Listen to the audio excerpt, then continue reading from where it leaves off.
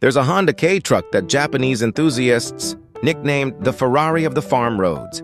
Not because it was fast, not because it was expensive, because of where the engine sat in a place no other K-Truck's engine has ever been.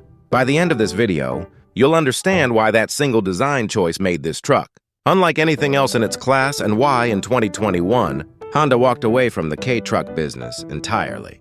To understand this truck, you have to go back further than its own name. In 1963, Honda built its first ever four-wheeled vehicle, a tiny K-Truck called the T360.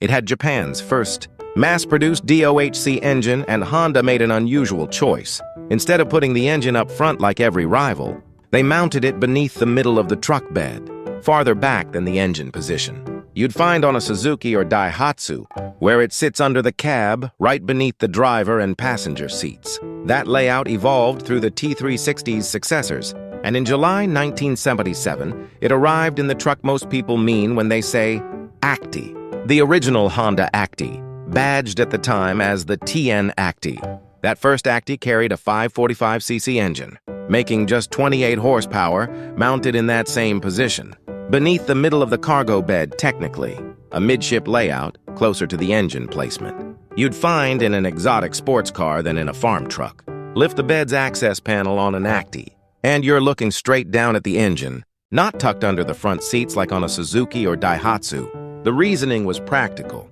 not glamorous, with the engine centered along the length of the vehicle.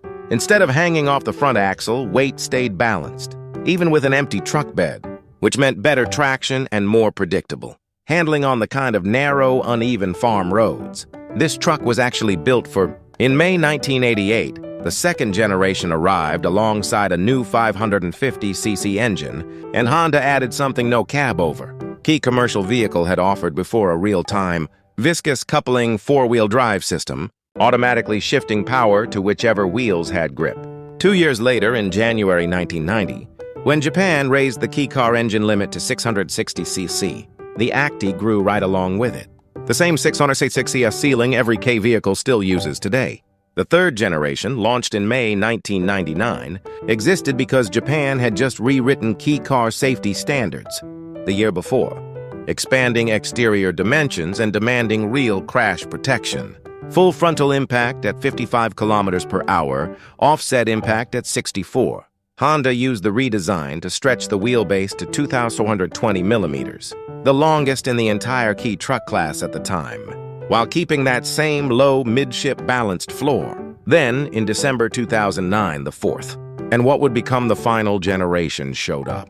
Looking almost like a throwback, Honda abandoned the semi-cab-over shape of the previous two generations and returned to a full cab-over front end, similar in spirit to the original 1977 truck.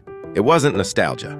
The previous generation's long wheelbase made it clumsy to turn in tight spaces, and the driver's footwell was awkwardly offset to the right. So Honda shortened the wheelbase by over 500 millimeters, shrinking the turning radius from 4.3 meters down to 3.6 at the time, the tightest turning radius of any key truck on the market. Here's the detail that really separates this truck from every other K-truck.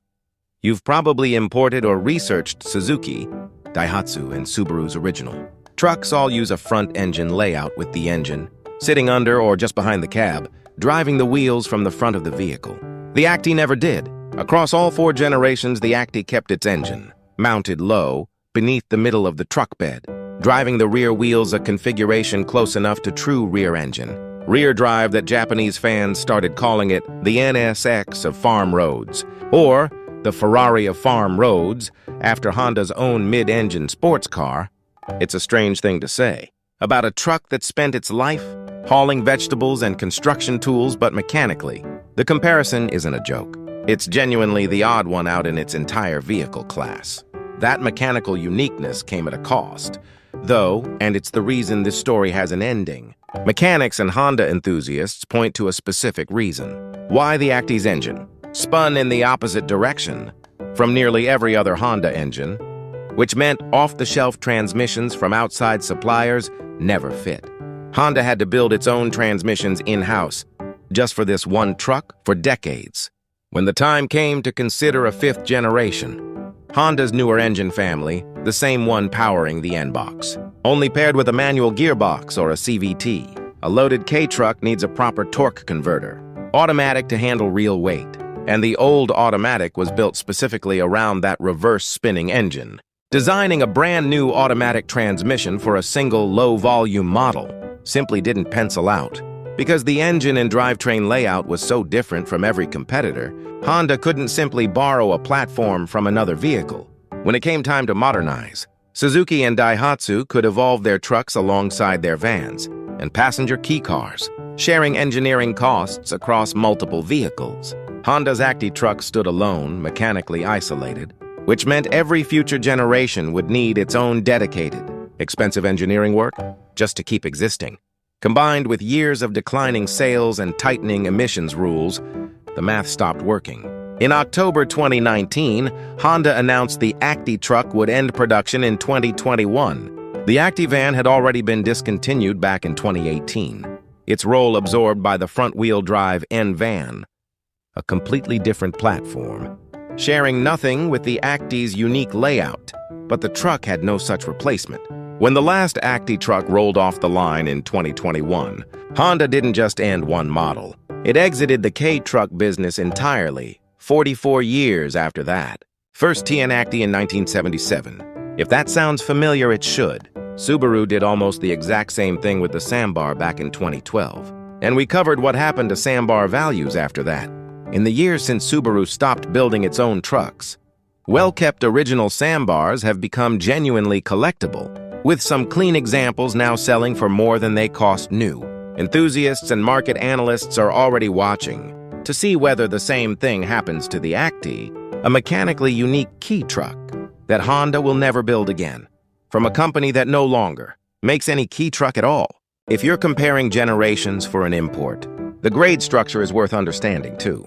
On the final generation, Honda offered 4 main trims STD, the base work truck grade with the fewest comforts SDX, the mid-tier grade most commonly found on the used market attack, a 4WD-focused grade built with low-range gearing, and a locking differential for genuinely rough terrain, similar in spirit to Suzuki's off-road-oriented key truck grades and Town, the top trim, with the most complete comfort equipment, and later in production, a limited Spirit Color Style edition, released in 2018 to commemorate the T360's heritage. Pricing on these varies enormously depending on year, mileage, condition, and grade enough that we won't try to put a single number on it here. But as a general pattern, because Honda never built a 5th generation, the newest Actys you'll find are already several years old and clean. Low-mileage examples of the final grades are starting to draw more attention from buyers specifically, because Honda will never build another one. There's one more detail worth knowing if you're shopping for one. Across 3 straight generations, 2nd, 3rd, and 4th Honda kept using the exact same door outer handle design. That's almost unheard of in Japanese car manufacturing, where parts usually change with every redesign. Honda even carried that same slide door handle over to the N-van, the model that replaced the Acty van. It's a small thing, but it tells you something about how this truck was engineered. Built to be practical and cheap to maintain, right down to the door handles, even while carrying one of the strangest drivetrain layouts in its entire vehicle class. So if you're researching a K-Truck import and you come across an Acty, whether it's an original 77 model, a boxy late 80s 2nd generation with that new 4-wheel drive system, or one of the final trucks built before Honda shut the line down in 2021, you're not looking at just another farm truck. You're looking at the one key truck manufacturer that built its trucks, like nobody else in the class, right up until the day it decided to stop building them altogether. Next time, we're staying with a manufacturer that made the same call. Honda did, but for a very different reason. Subaru didn't just discontinue a generation of the Sambar. They stopped building their own key trucks completely and outsourced the badge to a rival. We'll explain exactly why.